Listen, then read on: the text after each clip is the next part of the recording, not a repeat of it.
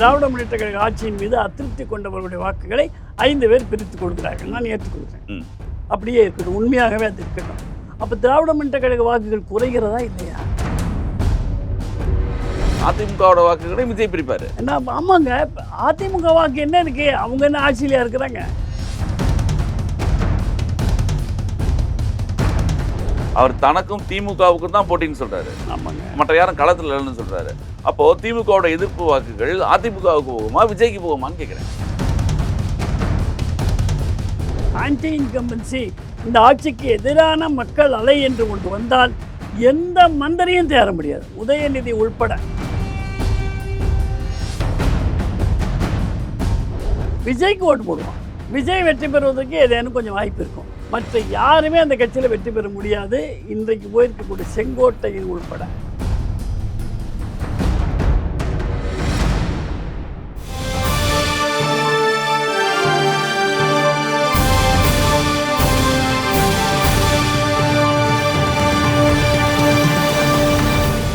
வணக்கம், இது பிரியோ நியூஸின் அரசியல் தேடல் நிகழ்ச்சி. இன்றைய நிகழ்ச்சியில் கலந்து கொண்டு தன்னுடைய கருத்துக்களை தெரிவிப்பதற்காக இந்திய ஜனநாயக கட்சியினுடைய செய்தி தொடர்பாளரும் அரசியல் விமர்சகருமான முனைவர் நித்யானந்தம் அவர்களை சந்திக்க வருகிறோம். வணக்கம் சார். வணக்கம். நேயர்களுக்கும் என்னுடைய பணிவான வணக்கத்தை தெரிவித்துக் கொள்கின்றேன். என்டிஏ கூட்டணியில் இருக்கீங்க. இப்போது உங்களுடைய பல்லாவரத்தில் உங்களுடைய வேட்பாளர் நிற்கிறாரு. பரபரப்பான பிரச்சாரத்தில் இருக்கீங்க. சென்னையை பொறுத்த வரைக்கும் பொதுவாக ஒரு திமுகவோட கோட்டை அப்படிங்கிறதான் நம்ம கேள்விப்பட்டிருக்கோம். ஒரு 13 தொகுதியாக இருந்தாலும் திமுக கோட்டை இப்படி தான் சொல்லுவாங்க எப்பயுமே. எம்ஜிஆர் காலத்திலிருந்தே அங்கே திமுக தான் ஆதிக்கம் செலுத்திருக்கு சென்னையை பொறுத்த வரைக்கும். ஆனாலும் நீங்கள் மிகப்பெரிய ஒரு நம்பிக்கையோடு நிற்கிறீங்க, அதுக்கு ஒரு வாழ்த்துக்கள். எப்படி இருக்குது களம் இப்போ? நாம் எதிர்பார்த்ததை விட சிறப்பாக இருக்கிறது. வெங்கடேசன் என்ற ஒரு வழக்கறிஞரை நிறுத்தியிருக்கிறோம் பல்லாவரத்தில். மிக சிறப்பாக பணியாற்றி கொண்டிருக்கின்றார்கள். பார்வேந்தர் ஐயா அவர்கள் வேறொரு தொகுதியில், குன்னம் தொகுதியில் இருக்கின்றார்கள். தலைவர் அவர்கள் இங்கே நம்முடைய தொகுதிக்கு வந்து கொண்டிருக்கிறார்கள். 2 வேட்பாளர்களில் 2 பேருமே கடுமையாக உழைக்கிறார்கள். பல்லாவரம் நேரடியான திராவிட முன்னேற்ற கழக போட்டி இல்லை என்பது ஒரு ப்ளஸ் பாயிண்ட், ஒரு லாபமான ஒரு விஷயம். உங்கள் கோட்டையில் ஒரு ஓட்டை அங்கே விழுந்துச்சு. பிறகு எதிர்த்து நிற்கக்கூடியவர் என்று சொன்னால் சற்று பலமானவர் ஒரு கட்சி, திராவிட முன்னேற்ற கழக கூட்டணியினுடைய வேட்பாளர் என்று வரும்பொழுது அந்த கட்சி தேமுதிக. திராவிட முன்னேற்ற கழகத்தில் இருந்து போட்டி போடுவது என்பது விஜயகாந்த் அவர்களுடைய உண்மையான ரசிகர்களோ உண்மையான ஆதரவாளர்களோ ஒரு நாளும் விரும்ப மாட்டார்கள். ஏனென்று சொன்னால் விஜயகாந்த் அவர்கள் கட்சியை துவங்கிய நாளிலிருந்து அவர் உயிரோடு இருக்கின்ற வரை திராவிட முன்னேற்ற கழகத்தையோ அந்த ஆட்சியையோ அந்த தலைவர்களையோ பாராட்டி பேசியதே கிடையாது. இவர்கள் தீய சக்தி, எம்ஜிஆர் அதைத்தான் சொல்லியிருக்கிறார்கள் என்று விஜயகாந்த் அன்றாடம் சொல்லுவார்கள். எனவே விஜயகாந்த் அவர்களுடைய மறைவுக்கு பிறகு அவருடைய கருத்துக்கும் அவருடைய கோட்பாடு கொள்கைகளுக்கும் நேர் விரோதமான ஒரு இடத்துல தேமுதிக வருகிறது என்று சொன்னால் எப்படி ஏற்றுக்கொள்வார்கள்? இல்லை, கூட்டணிகள் மாறுதுன்றது சகஜம் தான். நீங்கள் கூட போன 2 பேரும் நாடாளுமன்ற தேர்தலில் திமுக கூட்டணியில் இருந்தீங்க. பெரம்பலூரில் ஜெயிச்சார் இல்லையா, அது திமுக கூட்டணி. அப்போது திமுக கூட்டணிகள் மாறுவது அப்படிங்கிறது ஒரு பெரிய விஷயம், அரசியல் பொறுத்த வரைக்கும் பெரிய விஷயம் கிடையாது. மாறலாம். விஜயகாந்த் இருக்கிறவரை மாறலையே. எத்தனையோ அரசியல் சூழல் காலப்போக்கம் மாறுறது தானே. இல்லை, அது நீங்கள் நான் நடந்திருக்கக்கூடிய உண்மையின் அடிப்படையில் பேசுகிறேன். நீங்கள் அதை ஊகித்து பேசுகிறீங்க. இப்போ இருந்தால் என்ன பண்ணியிருப்பார்ன்ற மாதிரி பேசுகிறீங்க. நான் இருக்கின்ற வரை அவர் இதை ஏற்றுக்கொள்ளவில்லை. அதுதான் அரசியல்வாதிகள்லாம் ஒரு வார்த்தையை வச்சுருக்கீங்களா, அரசியல் நிரந்தர நண்பனும் இல்லை. ஆமாம், உண்மைதான். இப்போது எவ்வளவு நிரந்தரமான நண்பர்களும் கிடையாது, பகைவர்களும் கிடையாது என்று சொல்லுகின்ற பொழுது காங்கிரஸோடு பாஜக உறவு கொள்ளும் என்று உங்களால் சொல்ல முடியுமா? ஆயுசுக்கு சொல்ல முடியாது. அது அதிமுகவும் திமுகவும் ஒன்றா செய்கிற மாதிரி. அதிமுக திமுக என்பது ஒன்றாக வாய்ப்பு இருக்கிறது. ஏனென்று சொன்னால் எம்ஜிஆர் இல்லை, ஜெயலலிதா அம்மையார் இல்லை, கருணாநிதி அவர்களும் இல்லை. இந்த 3 பேருடைய தான் என்ற ஒரு பிரச்சனை, ஈகோ தான் அதுக்கு காரணம். ஆனால் கொள்கை ரீதியாக அண்ணாவை ஏற்றுக்கொள்ளக்கூடியவர்கள், பெரியாரை ஏற்றுக்கொள்ளக்கூடியவர்கள் தான். இந்த 2 ஒன்று சேர்வதற்கான வாய்ப்பு இருக்கும் என்று யாராவது சொன்னால் அதை நம்பவும் முடியும். பிற்காலத்தில் அவசியம் இல்லை பிரிஞ்சிருக்கணும்னு. அவங்களுடைய இருப்பே ஆபத்து என்று ஆகின்ற பொழுது ஒன்று சேர்ந்து விடும் காரணம் இருக்கிறது. எப்படி காமராஜ் அவர்கள் பிரிந்து இங்கே ஸ்தாபன காங்கிரஸாக இருந்து பின்னர் எல்லோரும் இந்திரா காங்கிரஸில் மீண்டும் பெரிய ஒரு கொள்கை வேறுபாடு ஒன்றும் கிடையாதுன்றீங்க. கிடையாது. ஒரே கட்சி தானே அது, ஒரே கட்சி. தனிநபர் விரோதம் தானே அது. ஆமாம், அப்பா அம்மா தகராறு, திருப்பி சேர்ந்துக்கிறாங்க, குடும்பம். அதுதான் சட்டமன்றத்தில் மிக தெளிவாக சூசகமாக இன்றைக்கு அண்ணா திராவிட முன்னேற்றக் கழகம் சொன்னது. பங்காளிகள்ங்கிற வார்த்தை என்ன, நாங்கள் ஒருத்தர் விட்டு கொடுக்க மாட்டோம். அதனால் எது வேணாலும் நடக்கலாம். நாங்கள் அந்த கூட்டணியில் தான் இருக்கோம். எங்களுடைய முதலமைச்சர் எடப்பாடி அவர்கள் தான். இப்போ அது பேசுவது ரொம்ப it's too early to comment on that. இல்லை, இப்போது தமிழகத்தை பொறுத்த வரைக்கும் 2026 தேர்தலை பொறுத்த ஒரு வலுவான ஒரு கூட்டணியாக இந்த பக்கம் பார்த்தீங்கன்னா திமுக ஒன்று 20 கட்சிகளோட ஒரு கூட்டணி இருக்குது. இந்த பக்கம் அதிமுகங்கிறது ஒரு பலமான கட்சி. இப்போ ஆரம்ப காலத்தில் 50 வருடங்களாக ஒரு பலமான கட்சி. இப்போ பிஜேபி சேர்ந்துருக்கு. அதை தவிர நீங்கள் பாமகவோட நிலைமை என்னென்னு முழுசாக களம் வந்தால் தான் தெரியும். இப்போ அவர் 2 பேர் பிரிஞ்சதில் இப்போ ஒன்றுபட்ட பாமகன்னா நீங்கள் வட மாவட்டங்களில் முழு செல்வாக்குன்னு சொல்லலாம்.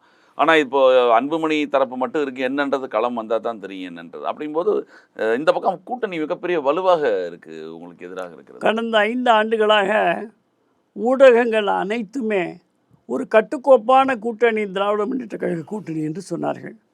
ஆனால் இந்த 10-15 நாட்களாக திராவிட முன்னேற்றக் கழக கூட்டணியிலே நடக்கிற சம்பவங்களை பார்த்தால் நம்மால் சிரிக்காமல் இருக்க முடியாது. அழுது கொண்டே சிரிக்கும்போதும் அங்கே இருக்கிறார்கள். எனவே கட்டுக்கோப்பு என்பது ஒரு மாயை கட்டமைக்கப்பட்டது என்பது சீட்டு பங்கிடும்போது வெளியே வந்துவிட்டது. ஒன்றுமில்லாத காலத்தில் அதிகாரத்தை அவர்கள் நேரடியாக பங்கெடுத்து கொள்ளவில்லை என்று சொன்னாலும் அதிகாரம் தங்களுக்கு தேவை என்ற கணக்கிலே சேர்ந்து இருந்திருக்கலாம். இப்பொழுது தேர்தல் வருகின்ற பொழுது எங்களுக்கென்று ஒரு அதிகாரம் வேண்டும் என்று விரும்பி அவர்களுடைய உண்மையான நிறத்தை வெளிப்படுத்திக் கொண்டிருக்கிறார்கள். அதுதான் இந்த 15 நாட்களாக பார்த்து கொண்டிருக்கிறோம். அதிமுகவும் திராவிட முன்னேற்றக் கழகம் மிக சக்தி வாய்ந்த கட்சிகள் தமிழகத்தை பொறுத்தவரை எந்த விதமான கருத்து வேறுபாடும் கிடையாது. இன்றைய நிலையிலே அதிமுக கூட்டணியிலே பாமக இருக்கிறது. அத்தனை ஓட்டுகளும் அவர்களுக்கு விழுமா என்று கேட்கிறீர்கள்.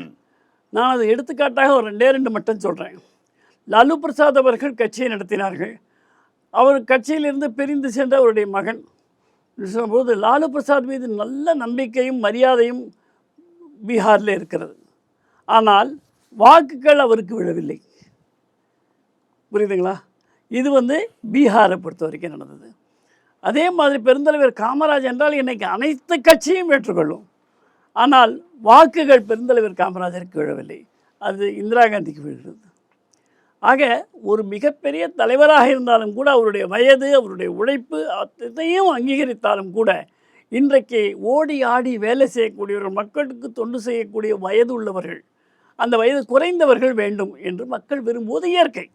பெரியவர்கள் பெரியவர்களாகவே இருக்கட்டும். நீங்கள் சொல்கிறது எல்லாமே ஒரு பொதுவான ஒரு அரசியலுக்கு இது பொருந்தும். அது ஆனால் இது ஒரு குறிப்பிட்ட சமுதாயத்தை சார்ந்த ஒரு கட்சி. அது அன்புமணி கூட அதே சமுதாயம் தானே. இல்லை, அது சொல்கிறேன். அப்புறம் ஆரம்ப காலகட்டங்கள்ல இருந்த ஒரு மன வேறுபாடுகள் இருக்குமோ அப்படின்னு அதை முழுசா தெரியாது.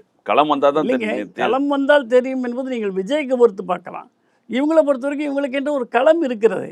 உளவியல் ரீதியாக மக்கள் எல்லாம் அப்படி இருப்பார்கள் என்று சொன்னால் அந்த சமூகத்தை சார்ந்தவர்களும் மக்கள் தானே, அப்படித்தான் உளவியல் ரீதியாக இருப்பார்கள்.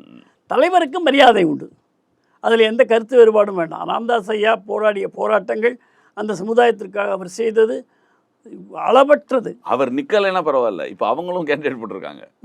அதனால சொல்கிறேன். இப்போ ஒருவேளை அவர் நிற்காமல் இருந்தார் அப்படின்னா அன்புமணிக்கு வரக்கூடியது சரி. இப்போ ராமதாஸ் அவர்களும் சசிகலாவோட சேர்ந்து ஒரு கேண்டிடேட் போட்டிருக்கிறதுனால அந்த இடத்துல களவு நிலவரம் எப்படி இருக்குங்கிறது கணிக்க முடியலன்னு சொல்கிறேன். கணிக்க முடியாது. விஜய் அவர்களும் சசிகலா ராமதாஸ் அவர்கள் அந்த கூட்டணியும் என்ன செய்வார்கள், மக்கள் அவர்களுக்கு என்ன செய்வார்கள் என்பது கணிக்கவே முடியாது தான். கண்டிப்பாக. ஆனால் ஆட்சிக்கு வரக்கூடிய அளவில் சொல்லக்கூடிய அளவில் வர முடியாது என்பது தான் என்னுடைய அரசியல் அனுபவம். ஏனென்றால் போட்டி பலமாக இருக்கிறது. பெரிய கட்சிகள் ரெண்டும், அதனோடு சேர்ந்தவர்களும், அதில் உள்ள பிரச்சனைகளும், அதை மக்கள் எடுத்துக்கொள்ளக்கூடிய வகையும் பார்த்தால் இது 2 தான் பேசப்படுகிறது. இப்போ நீங்கள் திமுக கூட்டணி பற்றி சொன்னீங்க, நிறைய சச்சரவுகள்லாம் இருக்குன்னு சொன்னீங்க. அதிமுக கூட்டணியிலும் சச்சரவுகள் குறைவாக இல்லையே?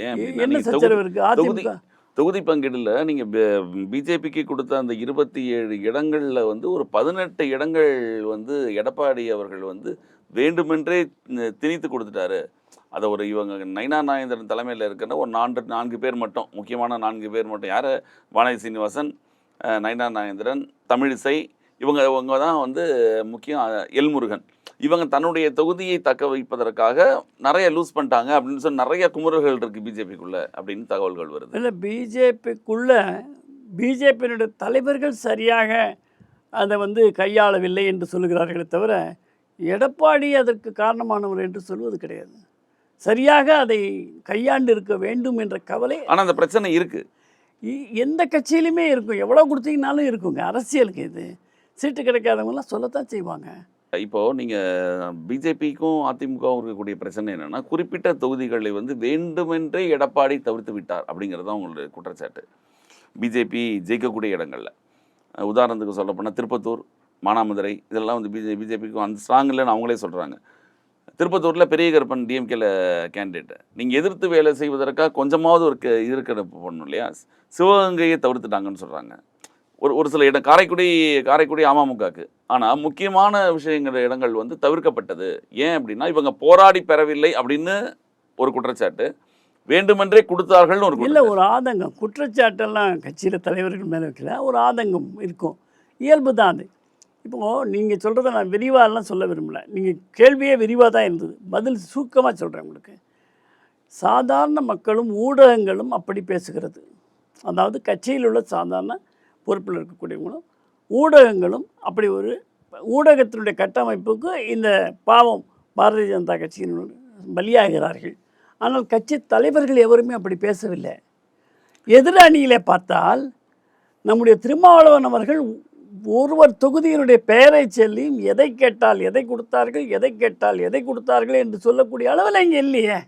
இல்லை, நீங்கள் தலைவர்கள் சொல்கிறீங்க இல்லையா? தலைவரே அப்படி இருக்காங்க. தலைவர்கள் மட்டுமே இருந்து அது கிடையாது இல்லை, தொண்டர்களும் கீழே தொண்டர்கள் வந்து யாரு கட்டுப்பட்டவங்க? அதுதான் கேட்குறேன். இங்கே கட்டுப்படுவாங்களா அப்படிங்கிறதா இங்கே இது கட்டுப்பாட்டு உள்ள கட்சி. பாஜக பொறுத்தவரை திருமாவளவன் கட்சி கூட அவருக்கென்று மரியாதை அந்த கட்சியில் இருக்கிறது. அவர் சொன்னால் கேட்பார்கள். அவரே வருத்தப்படக்கூடிய அளவில் இருக்கிறது என்று சொல்லியிருக்கிறார்கள். கம்யூனிஸ்ட் நாங்கள் அழுது கொண்டே சிரிக்கிறோம் என்று சொல்லியிருக்கிறார்கள். தலைவர்களுக்கே இவ்வளவு வருத்தம் தரக்கூடிய அளவிலே தான் அங்கே தொகுதி பங்கீடு நடந்திருக்கிறது. இங்கே தலைவர்கள் சரியாக அதை கையாண்டார்களா, அல்லது இந்த மாதிரி அமைச்சர்களை எல்லாம் நேரடியாக மோதக்கூடிய அளவில் எடுத்தது தவறாக போய்விட்டதா என்பதை சாதாரண கட்சியினுடைய சாதாரண நிலையில் இருக்கக்கூடியவர்கள் பேசினாலும் கூட தலைவர்கள் அதை வெளிப்படையாக வெளியே சொல்லவில்லை. அந்த கட்டமைப்பை பலமாக வைத்திருக்கிறார்கள். திமுக கூட்டணியை காட்டிலும் தலைவர்கள் பலமாக வைத்திருக்கிறார்கள். தலைவருக்கு கட்டுப்பட்டவர்கள் அந்த கட்சியினுடைய தொண்டர்கள். இப்போ நீங்கள் பார்க்க போனீங்கன்னா அதிமுகவை பொறுத்த வரைக்கும் பார்க்க போனால் பிஜேபி இங்கே பேசினாலுமே ஆரம்பத்திலேருந்தே நீங்கள் எப்படி திமுக கூட்டணியில் சச்சரவுன்னு சொல்கிறோமோ அது மாதிரி இங்கே வந்து ஒரு ஆட்சியில் பங்கு அதிகாரத்தில் பங்கு நாங்கள் திருமாவளவன் ஆரம்பித்து காங்கிரஸில் ஆரம்பித்து அங்கே பிரச்சனை போன மாதிரி கூட்டணி ஆட்சி அப்படின்னு அமித்ஷா வந்து சொல்வதும், இங்கே வந்து எடப்பாடி தலைமையில் தான் ஆட்சி ஆனால் கூட்டணி கிடையாது அப்படின்னு சொல்கிறதும் மாறி அப்பயே பிரச்சனைகள் ஆரம்பிச்சது தானே. துவக்கத்தில் எடப்பாடி அதிமுக ஆட்சி என்று சொன்னார்கள், என்டிஏக்கு வந்த பிறகு கூட. ஆனால் இன்றைக்கு என்ன சொல்கிறார்? என்டிஏ ஆட்சி. என்டிஏ ஆட்சினா என்டிஏ கூட்டணி ஆட்சியான்னு கேட்குறேன். என்டிஏ ஆட்சி அதிமுக மட்டுமே ஆண்டாலும் கூட அது தேசிய ஜனநாயக முன்னணி கட்சி. பாஜக பல இடங்களிலே தனியாகத்தான் ஆட்சி செய்து கொண்டிருக்கிறது மாநிலங்களிலே. ஆனாலும் அது என்டிஏ ஆட்சி, அப்படித்தான் குறிப்பிடுகிறோம். என்டிஏவில் இருக்கக்கூடிய கட்சி ஆட்சி செய்கின்ற பொழுது அது என்டிஏ ஆட்சி. அது திமுகவுடைய கூட்டணியில் அதுக்கு வேறு பேர், ஒரு மாநிலத்துக்கு ஒரு பேர் வச்சுப்பாங்க. அது ஒரு இண்டி கூட்டணி கிடையவே கிடையாது. இந்தியா கூட்டணின்னு சொல்கிறாங்களே தவிர எந்த மாநிலத்திலும் இந்தியா கூட்டணி கிடையாது. அதனால் இங்கே வந்து என்டிஏ கூட்டணி இருக்குது. இன்றைக்கி எடப்பாடி அவர்களை என்டிஏ கூட்டணி வெற்றி பெறும் அப்படி தான் சொல்கிறார். ஆனால் கூட்டணி ஆட்சி என்பது இல்லை, அதிமுகவே பெரும்பான்மை, அந்த ஒரு கட்சி ஆட்சியே வரக்கூடிய அளவுக்கு பெரும்பான்மை பெறுவோம் என்று அவர் கட்சியினுடைய செயல் வீரர்களுக்கு ஊக்கம் கொடுக்குறார். நடக்கலாம், நிறைய இடங்களில் நிற்கிறாங்க, அப்படி நடக்கலாம், எந்த தவறும் கிடையாது. ஆனால் அது என்டிஏ ஆட்சி. இப்போது நீங்கள் இடத்த பற்றி சொன்னீங்க, உங்களுக்கு பலமில்லாத இடத்த கொடுத்தாங்க. நான் என்ன கேட்குறேன், ஒரு கட்சியினுடைய தலைவர் வந்து அவங்களுடைய அணுகுமுறை அகில இந்திய அளவிலையும் சரி மாநில அளவிலும் சரி அவருடைய அணுகுமுறை, நாம் எங்கே இல்லாமல் இருக்கிறோமோ, வெற்றி வாய்ப்பு குறைவாக இருக்கிறது, 27 இடங்கள் நமக்கு கிடைத்திருக்கிறது, ஆனாலும் கூட இல்லாமல் இருக்கக்கூடிய இடத்துல பலப்படுத்துவதற்காக கட்சியை அங்கே ஏன் அந்த இடத்தை பயன்படுத்தி கொள்ளக்கூடாது என்ற ஒரு கண்ணோட்டம் இருக்கிறது அல்லவா? அடுத்த முறை அது நாங்கள் இல்லாத இடம், எங்களுக்கு வீக்கான இடம் அப்படின்னு சொல்லக்கூடாது அங்கேயும் எங்களுக்கு ஆள் இருக்கு, கட்டமைப்பு அப்போ பலப்படுத்தும். 234 தொகுதியும் தனித்துன்னா தான் முழு கட்டமைப்பு வளரும். கண்டிப்பாக எப்படி நாம் தமிழர் கண்டிப்பாக நிற்கிறாங்களோ, விஜய் கட்சி நிற்கிறது இப்பொழுது வந்து ஒரு கட்டாயத்தின் பேரோ ஒரு கூட்டணி இருக்கோ இல்லாமல் நிற்கிறது வேற. நாம் தமிழர் அமைப்பு 234 தொகுதியிலையும் கேண்டிடேட் போடுறது காரணம் அனைத்து இடங்களும் உங்களுக்கு கட்டமைப்பு வளர்றதுக்கான இது உண்மை உண்மை உண்மை இல்லையா? இப்போ 27 தொகுதி பிஜேபி, 28 தொகுதி காங்கிரஸ், மீண்டும் திருப்பி நீங்கள் காரைக்குடியில் தொகுதினா காங்கிரஸ், சிவகங்கையில் காங்கிரஸ், இப்படியே ஒரு இருந்தால் அடுத்த தொகுதியில் இருக்கிற வேட்பாளர் இவங்க இருக்காங்களே, நிர்வாகிகள் இருக்காங்களே, சோர்ந்து போயிடுவாங்கல்ல. காங்கிரஸ் பொறுத்தவரை பொதுவாக சொல்கிறேன், நீங்கள் சொன்னதுக்காக சொல்கிறேன். நான் சொல்கிறது என்னென்னா, காங்கிரஸை பொறுத்தவரையில் அது போன்ற பரவலான கட்சி வளர்ச்சி என்பது அவர்களுக்கு அதனுடைய உண்மைத்தன்மை புரியாமல் இருந்திருக்கலாம். அந்த காலம் காங்கிரஸ் வேறு, இப்போ இருக்கிற காங்கிரஸ் வியாபார காங்கிரஸ், அதை ஒன்றும் பண்ண முடியாது. நம்பி இருக்கக்கூடிய மற்ற கட்சியை நம்பி இருக்கக்கூடிய காங்கிரஸ், ஒன்று விஜய் வேணும் இல்லைன்னா திமுக வேணும்னு சொல்லக்கூடியவங்க. ஆனால் பாஜக தனித்து நிற்கக்கூடியது, மிக குறைவான வாக்குகள் இருந்தாலும் கூட தனித்து நிற்கிறதுக்கான திறமையும் தெம்பும் அதுக்கு இருக்குது. நீங்கள் நினைக்கிறீங்க காங்கிரஸ் இல்லாமல் காங்கிரஸ் இருப்பது திமுகவுக்கு ஒரு பலம்? நிச்சயமாக இல்லையா? பிஜேபி இருக்கிறது அதிமுகவுக்கு பலமா? உண்டு, பலம் உண்டு. அதிமுக இருக்கிறது பிஜேபிக்கு பலமா இருக்கலாம், பிஜேபி இருக்கிறது அதிமுகவுக்கு பலமா? உறுதியாக சிறுபான்மை வாக்கு இழக்க வேண்டியிருக்கும், மதவாத கட்சின்ற ஒரு பேர் இருக்கு, இதெல்லாம் அதிமுகவுக்கு இல்லாத பேர்கள் இப்போ அதிமுகவோட ஒட்டி கொண்டது. இல்லை, மீண்டும் மீண்டும் சிறுபான்மை வாக்குகள் வராது என்று சொல்லி தானே மீண்டும் பாஜகவுக்கு வந்திருக்கிறார். வராது என்றால் திரும்பி ஏன் வரணும், ஏன் கூட்டணியில் சேரணும்? ஆக அது பொய், முழுக்க அது திமுக தன் கையில் வசப்படுத்தி வைத்திருக்கிறது சிறுபான்மை வாக்குகளை. இப்பொழுது ஒரு தெம்பு என்ன பிறந்திருக்கிறதுனா, சிறுபான்மையினர் மோடியை புரிந்து கொள்ள தொடங்கிவிட்டார்கள், பாராட்ட தொடங்கிவிட்டார்கள். அது மட்டுமல்லாமல் சிறுபான்மை வாக்குகளுக்கென்று உரிமை கொண்டாடுவதற்கு வேறு ஒரு திமுகவை காட்டிலும் பலமான சிறுபான்மைக்கான கட்சியாக விஜய் அவர்கள் உள்ளே நுழைந்திருக்கிறார் என்று ஒரு கருத்து பரவலாக இருக்கிறது. அப்படி இருக்கின்ற பொழுது சிறுபான்மை வாக்குகள் விஜய்க்கு சென்றால் திமுகவினுடைய வாக்குகள் சாதாரண மக்களுடைய வாக்குகள், அதாவது மதம் பார்க்காத மக்களுடைய வாக்குகளைத்தான் பெற வேண்டும். அப்படி பெறுகின்ற பொழுது அது அதிமுக கூட்டணிக்கு பலமாக இருக்கும், பாஜகவுக்கு பலமாக இருக்கும். திமுகவை வீழ்த்துவதற்கு மிக எளிய பாதையாக அது அமைந்துவிடும். அதுதான் கேட்குறேன். இப்போ நீங்கள் சொல்கிறீங்க விஜய் யாருடைய வாக்குகளை பிரிக்கப் போகிறார் அப்படின்னு ஒரு கேள்வி இருக்குது. இப்போது திமுகவோட எதிர்ப்பு வாக்குகள், 5 வருட கால திமுகவோட ஆன்டி இன்கம்பன்சி எதிர்ப்பு வாக்குகள் 3ஆக பிரியும் பொழுது திமுகவுக்கு ஒரு வெற்றி எளிதாகாதா? இந்த பக்கம் திமுகவை பிடிக்காதவங்க அதிமுகவுக்கு போடுறாங்க, திமுகவை பிடிக்காதவங்க விஜய்க்கு போடுறாங்க, திமுகவை பிடிக்காதவங்க நாம் தமிழருக்கு போடுறாங்கன்னா ஓட்டு ஸ்பிளிட் ஆகுது. நீங்கள் ஸ்பிளிட் ஆகிற பக்கம் பார்க்காதீங்க, எல்லாருமே திமுகவுடைய ஓட்டை அவங்க திமுக ஓட்டை தானே பிரிக்கிறாங்க. திமுக எதிர் ஓட்ட சொல்கிறீங்க. திமுக அதாவது ஆன்டி இன்கம்பன்சி நாங்கள் எடுத்து சொல்லுவாங்க, அதிருப்தியாளர்கள், திராவிட முன்னேற்ற கழக ஆட்சியின் மீது அதிருப்தி கொண்டவர்களுடைய வாக்குகளை 5 பேர் பிரித்துக் கொள்கிறார்கள். நான் ஏற்றுக்கொள்கிறேன், அப்படியே இருக்கட்டும், உண்மையாகவே அது இருக்கட்டும். அப்போ திராவிட முன்னேற்ற கழக வாக்குகள் குறைகிறதா இல்லையா? அதிமுக வாக்கு ஏறாதே. அதிமுக ஏற வேண்டாங்க, திராவிட முன்னேற்ற கழக வாக்குகள் குறைகிறதா இல்லையா? நான் திராவிட முன்னேற்ற திமுகவோட ஆதரவு வாக்குகள் குறையல, திமுகவோட எதிர்ப்பு வாக்குகள் தான் குறையுது. திமுகவோட ஆதரவு வாக்குகள் அப்படியே தானே இருக்கு. இன்னும் பல பழைய திராவிட முன்னேற்ற கழகத்தார் கூட இந்த முறை திமுகவுக்கு போடுவதில்லை என்று பல நம்முடைய செய்தி ஊடகத்தில் நாம் பார்க்குறோம். அது மட்டும் இல்லை, களத்தில் நாங்கள் பார்க்குறோம் போரும் திமுக போட்டது. ஏன்னா இதுவரை எம்ஜிஆர் ஜெயலலிதா இருக்கின்ற வரை மக்கள் திமுகவை விரும்பவில்லை, கட்சிக்காரர்கள் மட்டும்தான் போட்டார்கள். அது வெற்றி பெறாது, மக்கள் போட்டால் தான் வெற்றி பெற முடியும். இப்போ அதுக்கு தான் இப்போ விஜய்னு ஒரு புதுசாக ஒருத்தர் என்ட்ரியா இருக்காரு. அவங்க எல்லாம் அந்த மக்களுடைய வாக்குகளை எல்லாம் இந்த 5 கட்சிகள் வாங்கிக்கொள்ளும். போகுமா? இப்போ நீங்கள் விஜய் பிரிச்சுட்டாருன்னு வச்சுக்கோங்க. ஆமாம், அதிமுகவோட வாக்குகளை விஜய் பிரிப்பாரு. என்ன? ஆமாங்க, அதிமுக வாக்கு என்ன இருக்கு? அவங்க என்ன ஆட்சியிலையா இருக்கிறாங்க? அதிமுகவுடைய பிரிக்கிறதுக்கு அதிமுகவில் என்ன இருக்கு சார்? 20% வாக்கு திமுகவுக்கு அப்படியே இருக்கு. அவங்களோட வாக்குன்னு வச்சுக்கோங்க. அவங்களுடைய 1.5 கோடி பேர் அவங்க யாருமே மாறாது. அதிமுகவோட 1.5 கோடி பேர் மாறாது. அவங்க ஓட்டுன்னு வச்சுக்கோங்களேன். அவங்க ஒரு 96 மாதிரியோ 2011 மாதிரியோ பெரிய எழுச்சியாக இருந்ததுன்னா சொல்லலாம். 96 நம்ம வந்து அந்த ஓட்டை விடுதலை அப்படின்னு சொல்லலாம். ஜெயலலிதாவை தோற்று போனாங்க அப்படி சொல்லலாம். ஆனால் இன்னைக்கு வரக்கூடிய விஜய்னு ஒருத்தர் புதுசாக வர்றவர், அவர் தனக்கும் திமுகவுக்கும் தான் போட்டின்னு சொல்கிறாரு. மற்ற யாரும் களத்தில் இல்லைன்னு சொல்கிறாரு. அப்போது திமுகவோட எதிர்ப்பு வாக்குகள் அதிமுகவுக்கு போகுமா விஜய்க்கு போகுமான்னு கேட்குறேன். 5 பேரும் சரிசமமாக பிரித்து கொள்வார் தான் நம்ம பேசிட்டோம். அந்த நிலையிலேருந்து நான் மாறல. எத்தனை கட்சி இருந்தாலும் போகும். சீமானுக்கும் போகலாம், விஜய்க்கு போகலாம், அதிமுகவும் கொஞ்சம் கிடைக்கலாம், இவ்வளோலாம் இருக்குது. எல்லாம் இருந்தாலும் கூட அத்தனையும் திமுகவுக்காக ஏற்கனவே வாக்களித்தவர்களுடைய வாக்கு. ம். கடந்த முறை திமுக எத்தனை விழுக்காட்டில் வென்றது? 3 விழுக்காடு. அதுதான் சொல்றேன். திமுகவுக்கும் அதிமுகவும் 3% தான் இல்லையா? அப்போ அந்த 3 விழுக்காடு என்பது ஒரு 10 விழுக்காடு பிரிந்து போய்விட்டது என்றால் திமுகவில் இருந்து அதிமுகவுடைய பலம் எதுவாக இருக்கணும்? 7 விழுக்காடு ப்ளஸ்ஸாக ஆகிவிடும். ஆக அதிமுக கூட்டணி ஆட்சிக்கு வருவது மிக எளிதாக இருக்கும். 18% விஜய் இங்க பிரிச்சாருன்னா எப்படி உங்களுக்கு இத்தனை சதவீதம் வரும்? 18% விஜய் பிரிக்கிறாங்க. அதிமுகவுக்கு உரிய ஓட்டு தோல்வி அடையும் போது இருக்கிற ஓட்டு அதனுடைய கோர் அது அப்படி அந்த தோல்வியோட ஓட்டு அப்படியே இருக்குல்ல. அதுக்கும் திமுகவுக்கும் 3 விழுக்காடு தாங்க வித்தியாசம். திமுக அந்த 3 விழுக்காடு இப்ப ஸ்பிளிட் ஆகுது. 3 அரை விழுக்காடு தான் ஜாஸ்தி ஆகும். அந்த 3 விழுக்காடு ஸ்பிளிட் ஆகுது. ஸ்பிளிட் ஆனாலும் திமுகவுக்கு குறையுது. திமுகவுக்கு அது குறைந்தா அதிமுகவுக்கு இருக்கிறபடியாக இருந்தால் கடந்த முறை நம்ம தினகரன் அவர்களை சேர்த்து கொள்ளாத காரணத்தினால் அவருக்கு ஒரு 3% வாக்கு இருக்குது தென் மாவட்டங்களில்.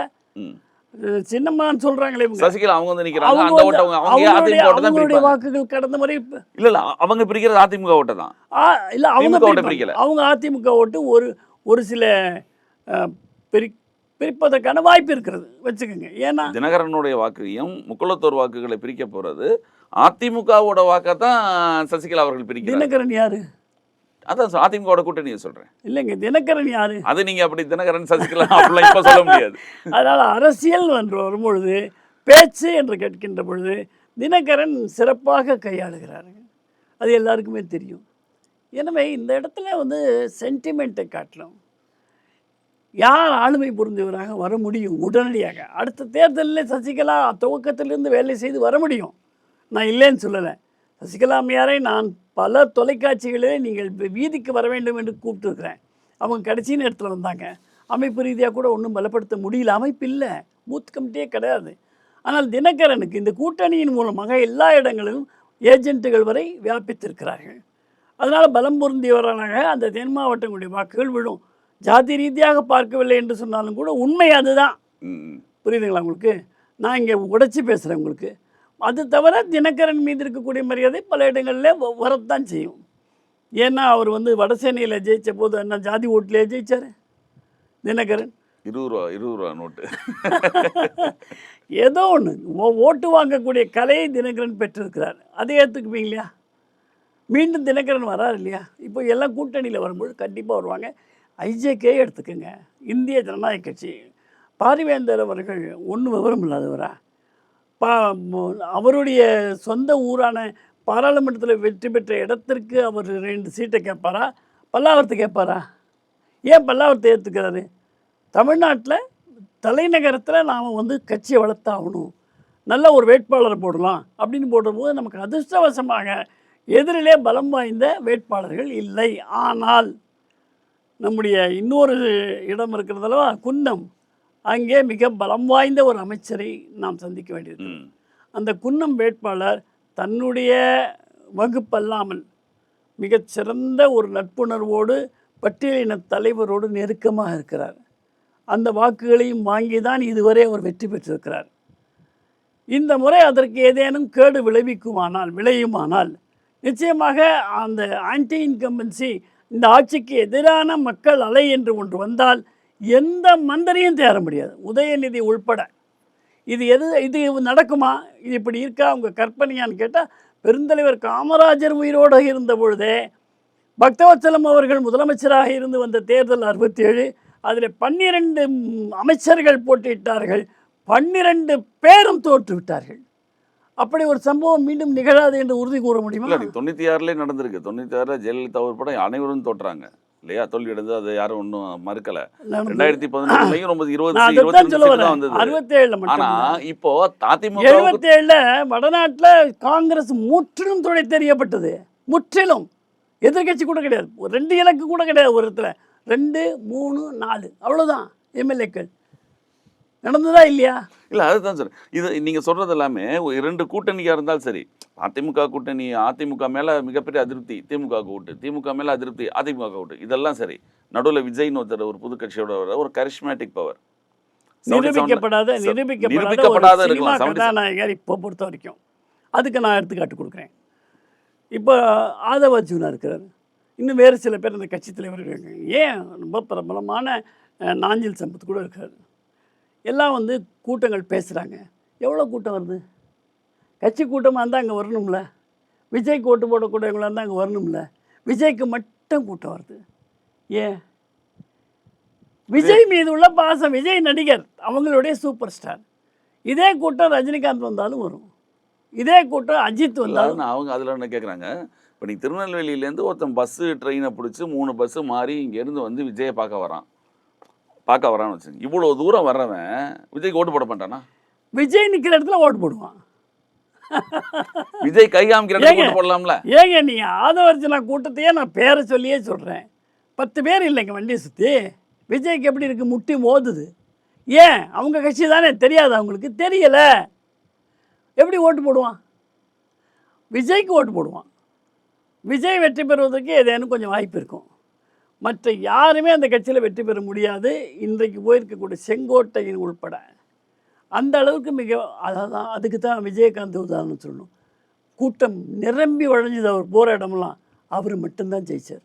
10% ஓட்டு வாங்கினார். அவர் மட்டும்தான் ஜெயிச்சார். அது மாதிரி விஜய் மட்டும் வெற்றி பெறுவதற்கான வாய்ப்பு எங்கேயாவது இருக்கலாம். மற்றபடி விஜய் கட்சியிலிருந்து 2வது எம்எல்ஏ என்பது நினைத்து கூட பார்க்க முடியாது என்று தான் நான் கருதுகிறேன். அதிகபட்சம் போனால் 4, அதுக்கு மேலே கிடையாது. அதனால் Vijay he is not a big threat. He is a spoil star. அவ்வளோதான். திமுக வராமல் இருப்பதற்கு அதிமுகவுக்கு நாங்கள் எப்படி போடுறது? Is not a game changer. No game changer. He is a spoil star. அதாவது திமுகவுக்கு ஓட்டு போட்டே பழக்கப்பட்டவன் வெறுத்துட்டானாக்க அதிமுகவுக்கு போடுறதுக்கு கொஞ்சம் யோசிப்பான். எம்ஜிஆர் ஜெயலலிதாவுக்கு போய் ஓட்டு போடுறதான்னு அவன் விஜய்க்கு போட்டு தள்ளிடுவான். அந்த மாதிரி சில ஓட்டு போகலாம் விஜய்க்கு. ஆனால் அதிமுகவுடைய வாக்குகளும் சாதாரண மக்களுடைய வாக்குகள் அதிமுக போடக்கூடியவர்களும் எந்த காரணத்தை கொண்டும் விலகி போக மாட்டார்கள். அது மட்டும் இல்லாமல் இத்தனை கூட்டணி கட்சி இருக்கிறது. எங்களுடைய கட்சியும் பலம் வாய்ந்த கட்சி தான். இந்த 2 இடத்துல நாங்கள் வந்து பலத்தை பெருக்கி கொண்டிருக்கிறோம். தமிழகத்தில் ஓரளவுக்கு நாங்கள் பலம் வாய்ந்த கட்சி தான். நாங்கள் அடுத்த தேர்தலில் தனியாக கூட 234 போடக்கூடும். அந்த மாதிரியான ஒரு எண்ணமும் எங்களுக்கும் இருக்கிறது. எனவே ஒரு கட்சிக்கு ஒரு அங்கீகாரம், சின்னம் என்பதெல்லாம் தேவை. நாம் அதற்காகத்தான் கட்சி துவங்கியிருக்கிறோம். அதனால் ஐஜேகே என்பது இன்றைக்கு தேசிய ஜனநாயக கூட்டணியில் இருந்தாலும் கூட அடுத்து வரக்கூடிய தேர்தலில் தனியாக ஆட்சி அமைப்பதற்கு முடியுமோ அல்லது எதிர்க்கட்சியாக வர முடியுமோ என்று ஐயா நம்முடைய பாரிவேந்தர் ஐயா நினைத்தாலோ அல்லது ரவி பச்சமுத்து ஐயா எங்களுடைய தலைவர் கருதினாலோ நிச்சயமாக அதுக்கான வேலைகளையும் நாங்கள் செய்ய தொடங்கி விடுவோம். இப்பொழுதே இந்த தேர்தல் முடிந்த உடனே தொடங்கி விடுவோம். அதனால் அந்த மாதிரியான வாய்ப்புகளும் இருக்குது. எல்லா கட்சிக்கும் தமிழகத்தில் அரசியல் விழிப்புணர்வுகள் இடம் கொடுப்பார்கள். இதில் எந்த சந்தேகமும் இல்லை. 60 ஆண்டுகளாக திராவிடம் என்ற பெயரால் ஆட்சி செய்து கொண்டிருக்கிறார்கள். ஒரு தமிழ் ஆண்டுகள் என்று சொன்னால் 60 ஆண்டுகள். ஒரு சுற்று முடிந்து விட்டது. 2வது சுற்று ஏதேனும் புதுமுகம் வர வேண்டும். விஜய், நீங்கள் விஜய்ங்கிறீங்க, இன்னைக்கு இல்லை. ஆனால் நாளை விஜய் வரலாம். நாளை விஜய் வரலாம். நாளைக்கு விஜய்க்கும் பாஜகவோட அண்ணாமலைக்கும் போட்டி வரலாம். பாஜகவுடைய அண்ணாமலை இருக்கிறார்ல, இளைய தலைவர். மக்கள் அப்படியே ஒரு நடிகர் இல்லை. விஜய்க்கும் உதயநிதிக்கும் சொல்கிறாங்க. நீங்கள் இல்லை, திமுக இந்த முறை ஆட்சியை இழந்து விட்டால் முடிஞ்சுது. திமுகவோட கதை முடிஞ்சு போச்சு. இனிமேல் வர முடியாது.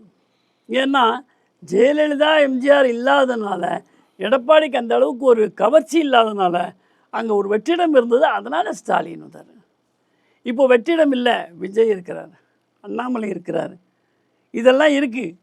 அதனால் எளிதாக போய் உட்காருவதற்கு அங்கே காலி சீட்டு இல்லை. இப்போது திமுகவோட கதை என்னை பொறுத்தவரை முடிந்து விட்டது. அவ்வளோதான். இனிமே இருக்க வேண்டியதுன்னா ஒரு அண்ணாமலை தலைமையிலோ அல்லது வழிகாட்டுதலே இருக்கக்கூடிய பாஜக இருக்கலாம், விஜய் இருக்கலாம். இவங்க 2 பேர் தான் அடுத்த வாட்டி இருக்கலாம். ஐஜேகேலேருந்து யாராவது புதிய இளைஞர்கள் தலைவர்களாக வந்து அண்ணாமலையை போன்று மிகச்சிறப்பாக மக்களை கவர்வதற்கானவர்கள் வரலாம். அதற்கான ஆட்களும் நிறைய இருக்கிறார்கள். எஸ்ஆர்எம்மில் நாங்கள் உருவாக்கி கொண்டிருக்கிற மாணவர்களை சிறந்த மாணவர்களாக எடுத்து அரசியல் என்ன என்று விழிப்புணர்வோடு உள்ளக்கூடியவன், மக்களை கவரக்கூடியவன் எங்களிடத்தில் இல்லாமல் இல்லை. அப்படி உள்ளவர்களை நாங்கள் மீண்டும் ஒரு அண்ணாமலையை உருவாக்கி கொடுக்க முடியும். எனவே இன்றைக்கு அண்ணாமலை நம்பர் 1 அரசியலில், தமிழக அரசியலில் அண்ணாமலை போன்ற ஒரு தலைவர் இனி இன்றைய நிலையிலே கிடையாது. யாராக இருந்தாலும் அண்ணாமலை இல்லாதது இப்போ இருக்கிற பிஜேபிக்கு மிகப்பெரிய. அண்ணாமலை எங்கே இல்லாமல் இருக்காரு? களத்தில் இல்லையே அவர். அங்கே அங்கே அங்கே வார் ரூம் பிரச்சனையே அதுவாக தானே No, இருக்கு. it is சமூக ஊடகங்களில் நீங்கள் பார்த்துருப்பீங்க தொடர்ந்து எல்லாம் அவங்க கருத்தை சொல்லுவாங்க. There is a political strategy. இன்னைக்கு அண்ணாமலை உங்களுக்கு தெரியல, யோகி வந்து எம்பியாக இருந்தாருங்க. அவர் உத்தரப்பிரதேச தலைவர்னு யாருக்காவது தெரியுமா? இன்னைக்கு எப்படி இருக்காரு? அவரை கண்டாளர்றாங்க. நான் இன்னும் மனித புனிதன் மோடின்னு சொல்லுவேன் எங்கே போனாலும். அந்த அளவுக்கு ஒரு நல்ல முன்னேற்றத்தை கொண்டு வந்தார். உலக அளவில் நம்முடைய இந்திய நாட்டை உயர்த்தி கொண்டிருக்கிறார். அப்படிப்பட்ட மோடி கூட தமிழகத்திலே இருக்கக்கூடிய ஊழல் பெருசாளிகளை ஒன்றும் செய்யாமல் வைத்திருக்கின்றார்கள். அந்த இடத்திலே மோடி யோகியாக செயல்பட்டால் புல்டோசரில் இடிப்பார் இந்த ஊழல்வாதிகளை என்று நான் கருத கூட இடம் இருக்கு. உத்தரப்பிரதேச புல்டோசரில் இடித்தது தான் சிறுபான்மையின் மேலே பிரச்சனைன்றது. நீங்கள் புல்டோசரை வச்சு நீங்கள் மீண்டும் சிறுபான்மையினுடைய வாக்குகள் யோகிக்கு விழுந்திருக்கிறது. பெண்களுடைய வாக்குகள் குறிப்பாக இந்த முத்தலாக்கில் இருந்து பெண்கள், இஸ்லாமிய பெண்களுடைய வாக்கு முழுவதும் பாஜகவுக்கு வந்து கொண்டிருக்கிறது என்ற உண்மையை நீங்கள் ஏற்றுக்கொண்டு தான் ஆக வேண்டும். ஊடகங்கள் அதை மறைக்கின்றன, நாளை அதை ஏற்றுக்கொள்வார்கள். கண்டிப்பாக. அவனை 2026 தேர்தலில் இன்னும் முடிவுகள் எது நம்ம ஆரம்பிக்கலன்னு அடுத்த பிரச்சாரங்கள் போகுது. இன்னும் என்ன கள நிலவரங்கள் என்று பார்ப்போம். 4ஆம் தேதி வரக்கூடிய முடிவு 4 திக்கிலுமே தமிழகம் ஒரு மாற்றத்தை விரும்பி வாக்களித்திருக்கிறது என்பதை புரிந்து கொள்ளக்கூடிய அளவில் இருக்கும். மிக்க நன்றி. நிகழ்ச்சியில் கலந்து கொண்டு மேலான கருத்துக்களை தெரிவித்ததற்கு நன்றிங்க. வணக்கம்.